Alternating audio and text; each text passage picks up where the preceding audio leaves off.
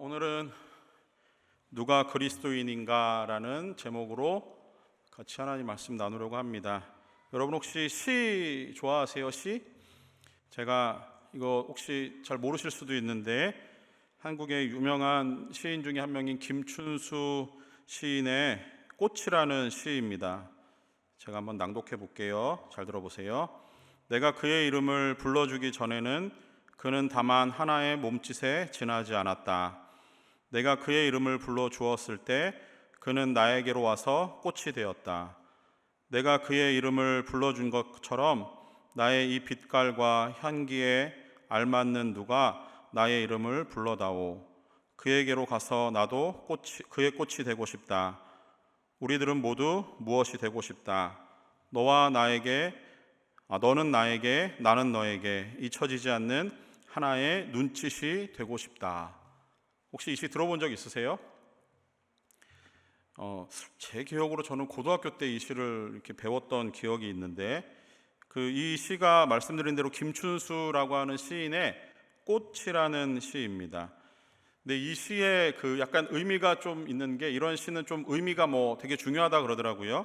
근데 여기서 보면은 이 첫 구절에 이렇게 나와요. 내가 그의 이름을 불러주기 전에는 그는 다만 하나의 몸짓에 지나지 않았다라는 거예요. 그런데 이 아무 의미 없는 그 몸짓이 어떤 의미를 찾게 되는 순간이 있는데, 내가 그의 이름을 불러주었을 때 그는 나에게 와서 꽃이 되었다라고 합니다.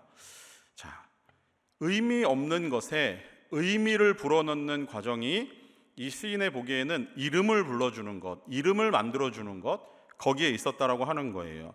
하나의 몸짓에 불과했는데 이름을 불러주는 순간 그게 생명이 불어넣어지는 것과 같이 의미가 되어졌다라고 하는 이 시가 굉장히 저는 좀 감동적이었어요. 우리의 이름이 없었을 때가 혹시 있었을 겁니다. 우리 엄마 아빠의 뱃속에 있었을 때 아마 처음에는 이름이 없었지만 엄마 아빠는 얼마 지나지 않아서 태명이라고 해서 아마 이름을 지어서 불러주셨을 거예요. 그때부터 어떻게 보면은 뱃속에 있는 아이는 그때부터 어떤 의미가 되지 않을까라는 생각을 합니다. 자, 이처럼 이름이라고 하는 것은 어떤 것에 대해서 굉장히 중요한 정체성과 특징을 불러 넣어주는 굉장히 중요한 것 중에 하나인 것 같아요. 우리 하나님도 여러 가지 이름이 있어요. 근데 우리가 이 하나님이 우리는 하나님의 이름을 지어 부르진 않았지만 하나님이 스스로를 우리에게 나는 이렇게 불려지기를 원한다라고 하면서 이름을 알려주셨어요. 그래서 하나님이 알려주신 이름들이 몇 개가 있는데, 먼저 창세기 1장 1절에 보면 태초에 하나님이 천지를 창조하시니라 이렇게 나오죠. 거기서 그 하나님은 엘로힘이라고 하는 단어를 씁니다. 근데 이 단어가 의미가 있는 게 뭐냐면은, 보통 당시 고대 중동 지역에서는 별반 엘로힘이라고 하는 단어가 큰 의미는 없어요. 그냥 보통 다른 우상들을 부를 때에도, 신을 부를 때 통칭적으로 사용하는 게 엘로힘이었습니다. 그런데 이게 하나님에게 엘로힘이 왔을 때 좀 느낌이 달라요. 하나님은 엘로힘이라 불려지기를 원하셨을 때는 온 우주 만물을 통치하시고 다스리시는 전능하신 하나님이다라는 것을 엘로힘이라고 하는 의미 속에서 우리에게 알려주십니다. 자, 그리고 또 하나 하나님의 이름 중에 중요한 이름, 여러분이 알고 있는 아주 많은 이름 중에 하나인데 여호와라는 이름 많이 들어보셨죠? 이 이름의 기원은 출애굽기 3장 14절에 나와요. 출애굽기 3장 14절 여러분 같이 한번 읽어봅시다. 하나님이 모세에게 이르시되 나는 스스로 있는 자이니라 이렇게 나와요. 자, 여기서 하나님의 이름은 뭐죠? 나는 스스로 있는 자다라는 거예요. 이게 히브리어로 그냥 야훼라고 하는 단어를 쓰는데 우리가 흔히 여호와라고 하는 이렇게도 부릅니다. 자, 이 이름은 굉장히 특별한 하나님의 이름이에요. 구약 성경에 야훼라는 이름은 굉장히 많이 나오고, 이 이름이 얼마나 특별하냐면은 이 이름은 스스로 있는 자라는 하나님의 이름이에요. 근데 우리는 하나님의 이름은 그냥 단순히 어떤 하나님의 어떤 정체성과 특징만 설명하는 게 아니라, 하나님의 이름은 하나님의 전 인격적인 하나님의 성품을 담고 있는 거예요.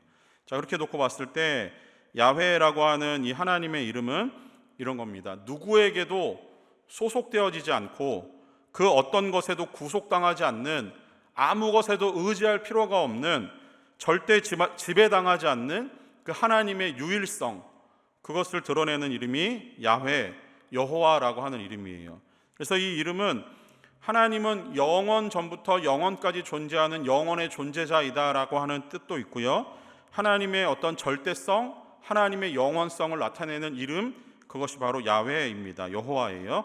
근데 이 여호와가 그 하나님과 하나님의 백성 사이에서 불려질 때는 이 의미가 조금 더 특별한 의미를 갖는 게, 야훼라고 불려질 때는 하나님은 내가 나의 백성을 책임지겠다, 그리고 내가 나의 백성의 통치자가 되고 보호자가 되어주겠다라고 하는 그 약속을 이루기 위한 하나님의 이름으로 하나님은 이 백성들에게 주신 이름입니다. 자, 이렇게 하나님은 당신의 이름의 어떤 속성, 하나님의 능력, 하나님의 성품을 담아서 사람들에게 불려지기를 원했고, 그 이름을 사람들에게 직접적으로 계시해서 알려주셨어요.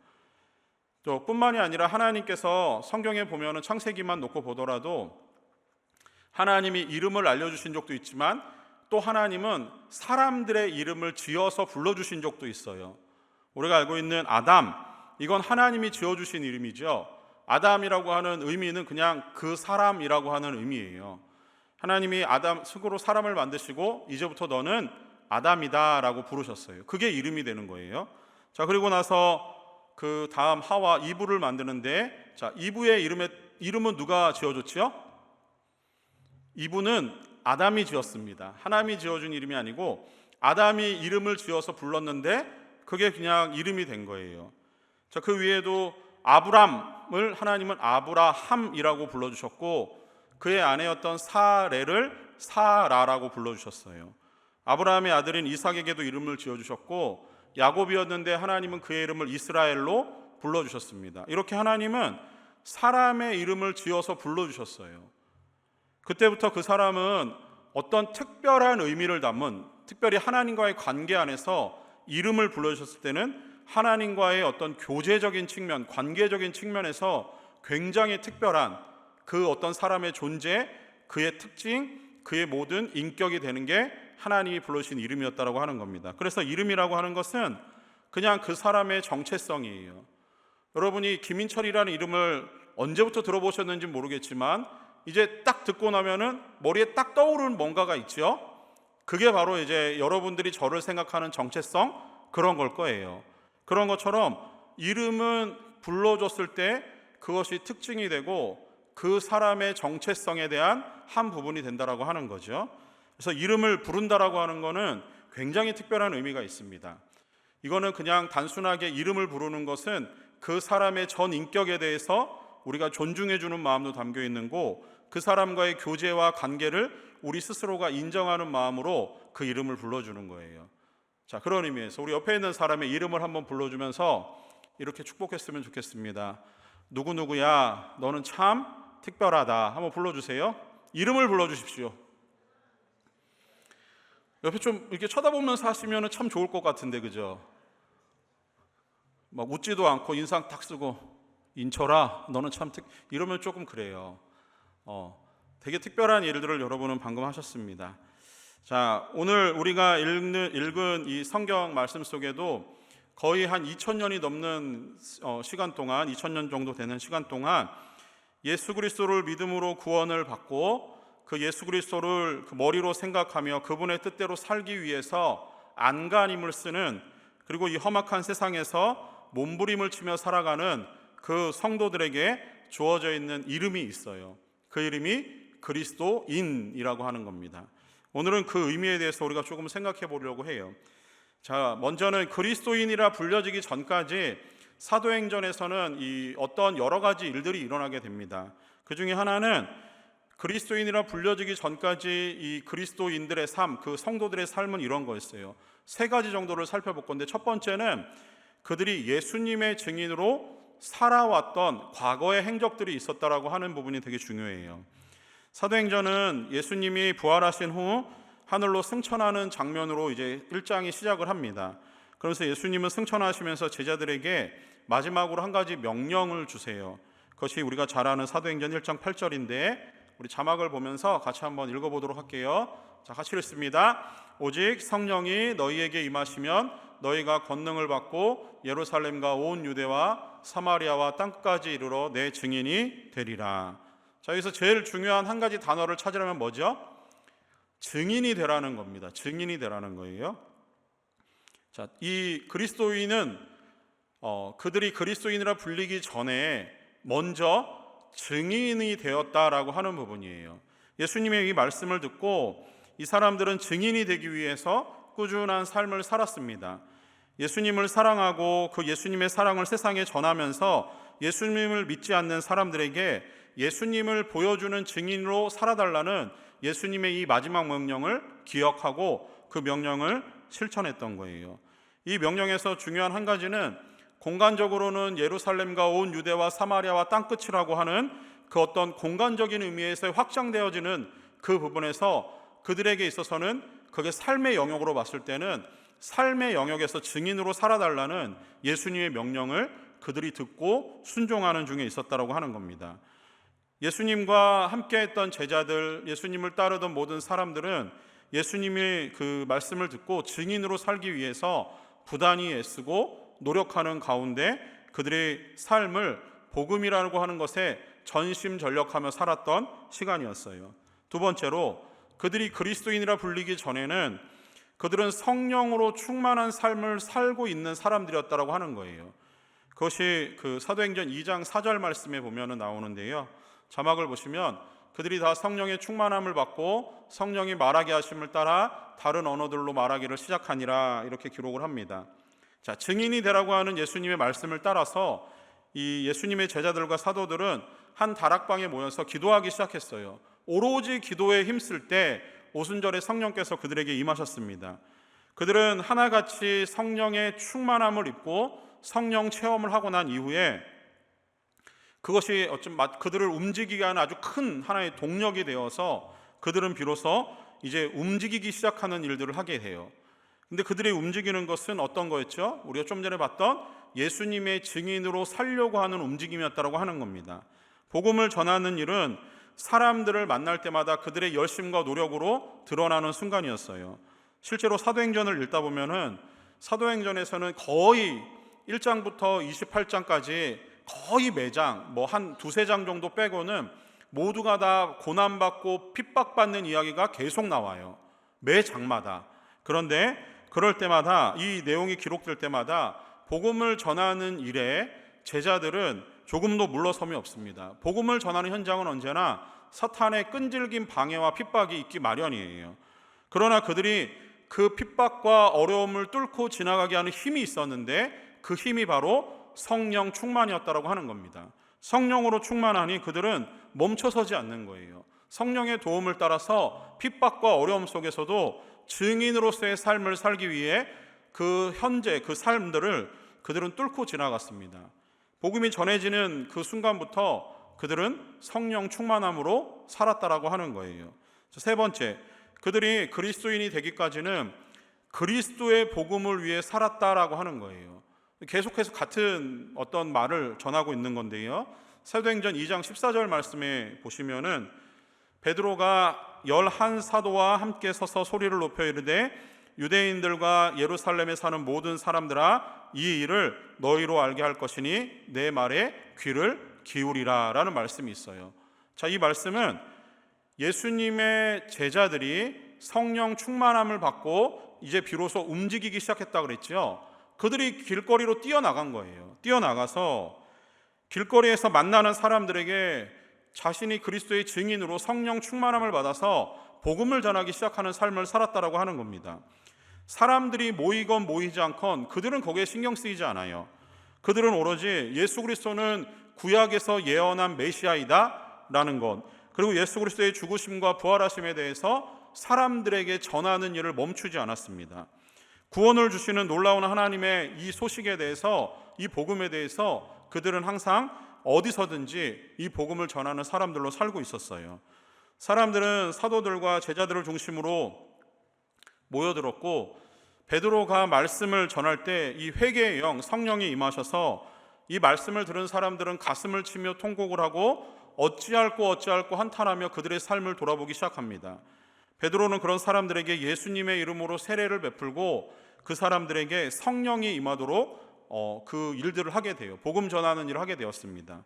그래서 예루살렘에 있는 이 교회는, 예루살렘 교회는 베드로가 전도하고 말씀을 전하고 회개하고 돌아오는 사람의 수가 3,000명, 5,000명씩 기하급수적으로 늘어날 정도로 교회가 막 커지게 되는 그런 현상들이 나타나게 되었습니다. 자, 이런 일들이 생기다 보니까 유대교 종교 지도자들은 사도들이 복음을 전하는 것에 그들을 방해하고 그들을 붙잡아서 옥에 가두는 일들이 이제 계속 시작되게 됩니다. 그 중에서 사도행전 5장 40절에서 42절의 말씀 우리 같이 한번 읽어보도록 할게요. 자, 같이 읽습니다.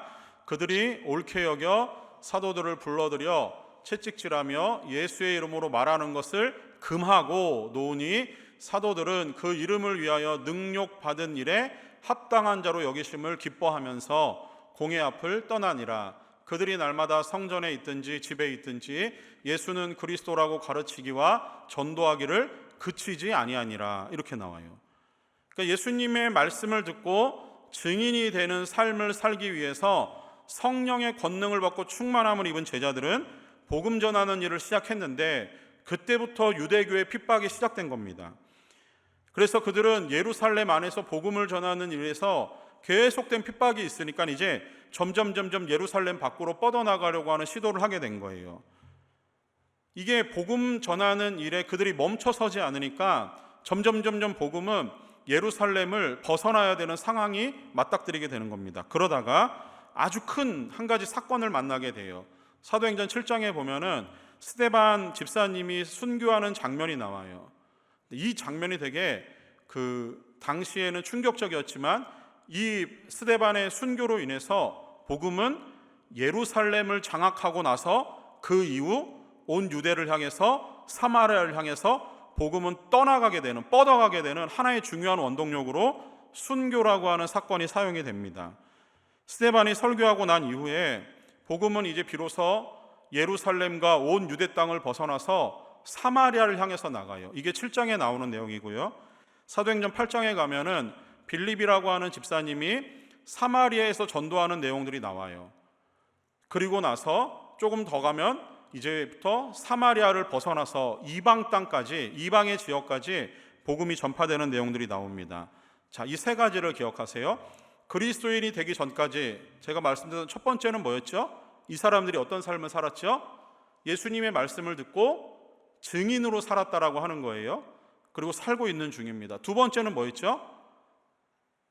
성령 충만함 받은 삶을 살고 있었다라고 하는 거예요. 세 번째는 뭐죠? 알려주세요. 세 번째는 뭐였죠? 복음을 전하는 삶을 살았다고요. 이 세 가지를 기억하셔야 돼요. 이런 삶을 꾸준히 살고 있는 과정에서 이제 비로소 그들에게 그리스도인이라고 하는 이름을 얻게 되는 순간이 오늘 우리가 읽은 본문 11장 말씀에 나오게 되는 거예요. 이런 배경적인 사실과 함께 그리스도인이라 불려야 할 또 다른 큰 이유가 하나 있어요.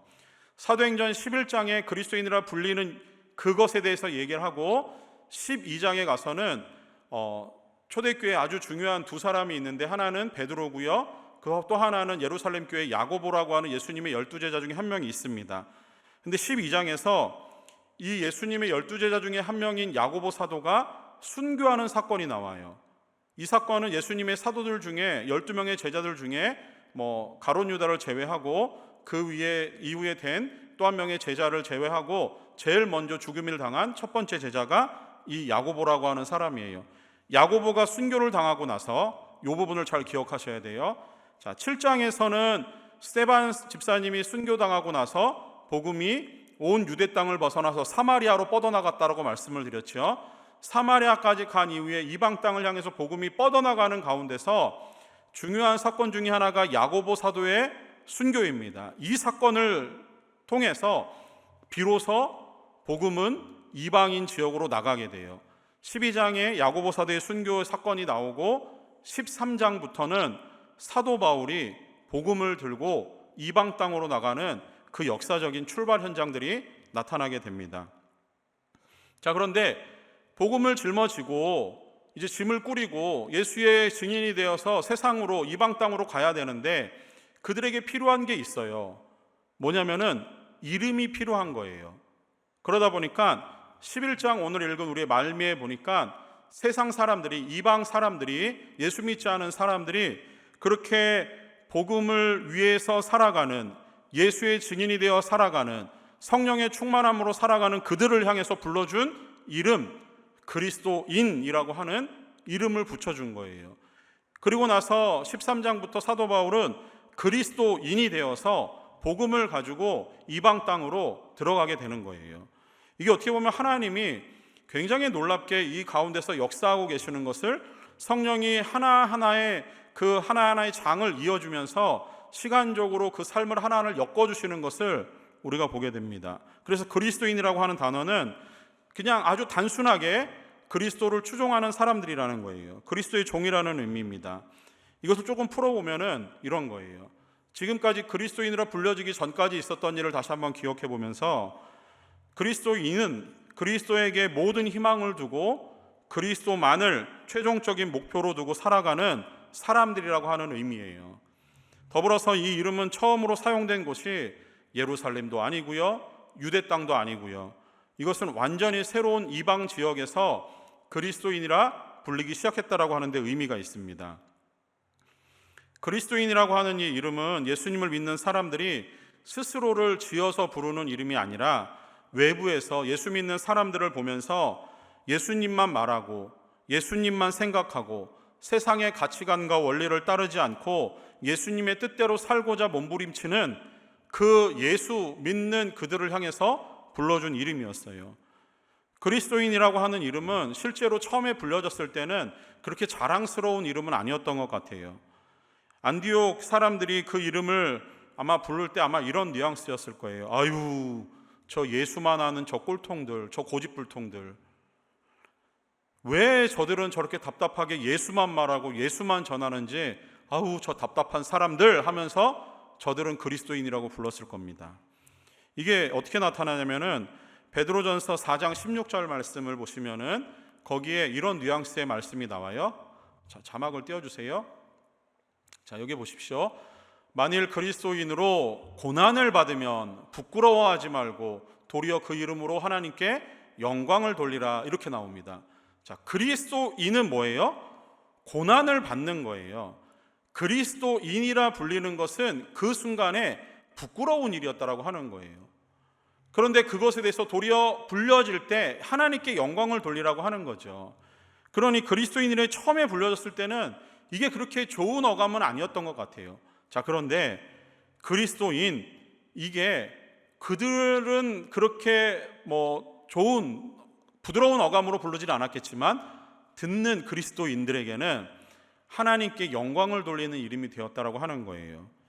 제가 설교를 준비하면서 찾아보니까 그리스도인을 이렇게 초창기 우리 한국교회는 그리스도인을 뭐라고 부르냐면 예수쟁이라고 불렀대요. 예수쟁이들. 어우, 저 예수쟁이들. 지긋지긋해, 이런 거예요. 이 예수쟁이를 찾아보니까 가끔가다 예수쟁이라는 표현이 지금도 회자되는 때가 되게 많아요. 어떨 때냐면은 특히 교회가 잘못하고 욕먹을 때 어우 저 예수쟁이들, 이런 얘기 많이 해요. 어떻습니까? 여러분은 세상 속에서 살면서 그리스도인이라 인정을 받고 살아가십니까? 아니면은 여러분의 언행, 행실을 통해서 여러분은 그리스도를 욕먹게 하는 사람으로 세상을 살아가고 계십니까? 세상 사람들이 여러분을 바라볼 때 그리스도인이라 불러주는 그 어감이 여러분에게는 부드럽게 들립니까? 아니면은 꽤나 부끄러운 이름으로 들립니까? 그리스도인이라 불렸을 그때 그리스도인들의 삶을 우리가 조금 깊이 들여다볼 필요가 있는 것 같아요. 남들은 어떻게 불렀든 그리스도인이라 불리는 그 이름에 부끄러움이 남아있지 않기를 원해요. 탈무드를 보면은 남에게 자기를 칭찬하게 해도 좋으나 자기의 입으로 자기를 칭찬하지는 말라라고 하는 지혜를 줍니다. 그리스도인이라 불려졌던 것은 우리 스스로가 우리를 그리스도인이라 인정했기 때문에 불러진 이름이 아니고 외부에서 믿지 않는 사람들이 지긋지긋한 마음으로 불렀던 이름, 예수에 빠져서 예수만 알고 예수만 전하는 그 사람들을 위해서 손가락질하듯 해서 불러줬던 그 이름이 지금 우리에게는 자랑스러운 그리스도인으로 된 것입니다. 그러면은 오늘 이 좀 주보를 보면서 유심 있게 바라봤던 그 설교 제목을 보시면은 누가 그리스도인인가라는 것은 질문이 아닙니다. 느낌표가 있어요. 제가 여러분에게 하고 싶은 얘기는, 이제부터 하는 얘기는 그리스도인은 누군가를 알려주는 것이 아니라 이제 제가 알려드리는 말씀을 통해서 그럼 나는 이러한 삶으로 살고 있는 그리스도인인가를 한번 스스로에게 대입해 보십시오. 제가 세 가지를 여러분을 통해 함께 말씀을 나누려고 합니다. 주보에도 있는 내용인데요. 첫 번째, 그리스도인으로 살아간다라고 하는 것은 주님의 손이 항상 함께하는 사람이라는 것을 잊지 마셔야 되는 거예요. 오늘 본문의 21절 말씀에 이렇게 나옵니다. 주의 손이 그들과 함께 하심에 수많은 사람들이 믿고 주께 돌아오더라라는 거예요. 주의 손은, 성경에서 주의 손은 하나님의 능력을 의미합니다. 주의 손이 있는 곳은 하나님의 임재가 있는 곳이었어요. 주의 손은 언제나 하나님의 백성들에게 하나님의 보호하심과 하나님의 도우심과 하나님이 함께 하시는 임재의 현장으로 사용되는 표현 중에 하나가 하나님의 손, 하나님의 능력, 하나님의 임재였다라고 하는 게 주님의 손이라는 거예요. 때로는 주님의 손은 어떨 때는 사람들, 악인들을 심판하는 손으로도 나타나신 적이 있어요. 그러나 하나님의 백성들을 향해서는 항상 도우심의 손이었다라고 하는 겁니다. 여러분의 삶의 현장에서 하나님의 손이 여러분을 향한 도우심과 보호하심과 능력으로 나타나고 계신다는 것을 여러분은 확신하고 살아가십니까? 진짜 그리스도인으로 살아가는 삶은 하나님의 손이 함께하는 사람들입니다. 사람의 지혜와 힘과 권력과 돈을 의지하는 것이 아니라 하나님을 의지하는 거예요. 오직 하나님만 바라보고 사는 사람들이 그리스도인이라고 하는 겁니다. 세상을 살아가면서 항상 주님의 말씀과 뜻이 나의 생각과 나의 행동보다 앞서야 되는 거예요. 행동하기 전에 주님 앞에 먼저 기도하고 내 뜻을 펼치기 전에 주님의 뜻이 무엇인지를 묻는 것이 주의 손을 의지하는 그리스도인의 삶입니다. 주님의 손이 함께하기 때문에 이유 없이 나를 저주하고 핍박하는 사람들에게도 그 사람들을 용납하고 받아줄 수 있는, 그 사람들을 이해해 줄 수 있는 마음이 그리스도의 손이 함께하기 때문에, 주님의 손이 나와 함께하기 때문에 가능한 일이 되어야 되는 거예요. 이쪽 뺨을 맞으면 억울하지만, 내가 화가 나지만 반대쪽 뺨을 돌려댈 수 있는 용기가 있는 사람들이 그리스도인입니다. 원수를 내 몸것처럼 사랑하라는 주님의 말씀을 듣고 내 주변에 있는 사람들을 돌아볼 줄 아는 지혜와 그들에게 베풀 수 있는 힘과 능력을 가진 사람들이 그리스도인인 거예요. 우리의 생각과 행동을 이렇게 살아가는 것이 때로는 불가능하고 때로는 어렵게 느껴지겠지만 주님의 손이 함께 하심을 믿으며 내가 할 수 없는 일조차도 과감하게 도전하는 용기를 가진 사람들이 그리스도인입니다. 그렇게 그리스도를 닮아가기 위해서 부단히 삶을 통해서 고민하고 애쓰고 살아가는 사람들, 그들이 바로 그리스도인인 거예요. 두 번째로, 그리스도인은 굳은 마음으로 주님과 함께 머무르는 사람입니다. 23절 하반절 말씀에 보면은 굳은 마음으로 주와 함께 머물러 있으라라고 하는 권면의 내용이 나와요. 자, 여기서 굳은이라고 하는 단어는 프로데시스라고 하는 헬라어를 사용하는데, 이 단어는 어떤 의도, 목적, 뜻이라고 하는 의미가 있어요. 좀 풀어보면 굳은 마음이란 마음의 분명한 목적과 의도와 뜻을 가지고 있다라고 하는 겁니다. 그런 의미를 살려서 보면 당시에 예수 그리스도를 주로 시인하고 그리스도인으로 사는 삶은 아까 베드로전서의 말씀을 통해 보니까 많은 핍박과 또 여러 가지 어려움과 때로는 박해를 당하는 대상으로 그들이 살았어요.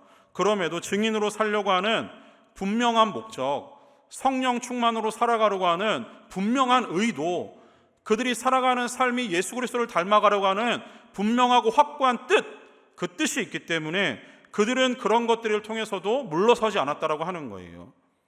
굳은 마음으로 주님과 함께 머물기 위해서 세상의 어려움과 핍박으로부터 자유함을 누리기 위해서가 아니라 부딪히고 앞으로 나가는 사람들, 그들이 바로 그리스도인이라는 겁니다. 하나님의 은혜를 잊지 않기 위해서 확고부동한 마음으로 믿음을 지키며 주님을 의지하고 살아가는 사람들, 그들이 진짜 그리스도인인 거예요. 우리가 사는 세상을 지배하는 시대적인 정신 중에 하나가 다원주의라고 하는 그것이 있습니다. 성경 속의 어떤 한 부분을 만약에 찝어서 얘기하자면은 사사시대가 아마 다원주의 시대와 비슷한 것 같아요. 자기의 소견에 옳은 대로 행하던 시대입니다. 그들은 항상 하나님의 뜻보다, 하나님의 말씀보다 자기가 생각하고 판단하는 것이 옳다라고 생각하고 행동으로 옮겼던 시대가 사사시대예요. 다원주의 시대를 살다 보니까 절대적인 진리가 존재하지 않는 시대입니다. 이런 다원주의 세상 속에서 많은 사람들이 절대적인 진리를 찾고자 하지만 절대 진리를 찾은 사람을 인정하지 않아요. 왜냐하면 다원주의, 모두가 다 진리를 찾기 때문에 어떤 진리든 인정해주는 시대이기 때문에 그렇습니다. 한 가지 진리와 오직 하나밖에 진리가 없다라고 주장하는 그리스도인들의 삶은 다원주의 시대에 어울리진 않아요. 그런데 이런 시대를 살면서도 우리에게 진짜 그리스도인으로 우리가 살기 위해서는 우리는 굳은 마음, 확고한 의지, 꺾이지 않는 뜻이 필요하다고 하는 겁니다. 세상과 타협하지 않고 절대 진리인 예수 그리스도만을 고집하려고 하는 그 고집스러움이 필요한 거예요. 어쩌면 그렇게 살아가다 보면은 굳은 마음 때문에 세상에선 사회적으로 매장을 당할 수도 있습니다. 그러나 우리는 그 굳은 마음으로 인해서 우리의 믿음은 연단을 내줄 것이고, 그 굳은 마음은 더욱더 정진하는 마음으로 이 환난을 당하게 되어도 인내함으로 승리하게 될 것입니다. 그래서 인내는 연단은 소망을 이루는 하나님의 뜻을 향해서 우리는 굳은 마음을 가지고 주와 함께 머무는 사람이 되어야 할 것입니다. 결국에는 이 굳은 마음은 하나님께서 그 마음을 보시고 정금과 같이 그리스도 안에서 살아갈 수 있는 힘과 의지를 허락하실 줄 믿습니다. 그리스도인의 두 번째 이 삶, 그리스도인이라고 하는 것은 굳은 마음, 그 마음으로 주와 함께 머무는 사람들이라고 하는 거예요. 세 번째, 굳은 마음, 다음에 세 번째는 믿음과 성령이 충만한 사람이 진짜 그리스도인으로 살아가는 삶이라는 겁니다. 24절 말씀에 바나바는 착한 사람이요 성령과 믿음이 충만한 사람이다 라고 표현합니다. 자, 여기서 보면은 착하다라고 하는 그 표현이 있어요. 그 옆에 있는 분들 한번 보시면서 그분이 옆에 앉아 계신 분들, 앞뒤에 계신 분들이 그 생각하기에 착하신 분들이죠. 대답은 하지 마십시오. 상처받을 수 있으니까. 착하신 분들일 거예요. 자, 근데 착하다는 표현이 이게 되게 애매한 표현 아닙니까? 그 사람들이 저를 칭찬한답시고 착하다 얘기 많이 하더라고요. 근데 뭐가 착하냐 물어보면 대답은 잘 못해요. 착하다라는 게 이게 되게 애매한 거예요. 근데 성경을 보니까 바나바는 착한 사람이래요. 좀 찾아보니까 착하다라고 하는 것은 이 내면의 인품이 훌륭하고 높이 평가할 만하다라고 하는 의미가 있더라고요. 자, 그렇게 놓고 보면은 바나바는 그 내면의 성품이 훌륭하고 그가 다른 사람으로부터 높이 평가할 만한 아름다운 성품을 지닌 사람이었다라고 하는 거예요. 자, 이것을 좀 기억하시고요. 그 다음에 믿음과 성령이 충만한 사람이다라고 합니다. 그래서 충만하다라고 하는 이 표현에 성경에 충만하다라고 하는 거는 이렇게 이런 큰 어떤 용기에 물을 이렇게 찰방찰방 따르는 거예요. 따르다 보면은 물이 그 끝까지 꽉 찼을 거 아니에요.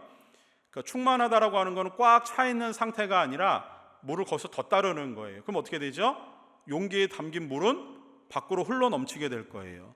성경에서 충만하다라고 하는 거는 그렇게 차고 넘쳐서 흘러 넘치고 있는 상태를 충만하다라고 표현을 합니다.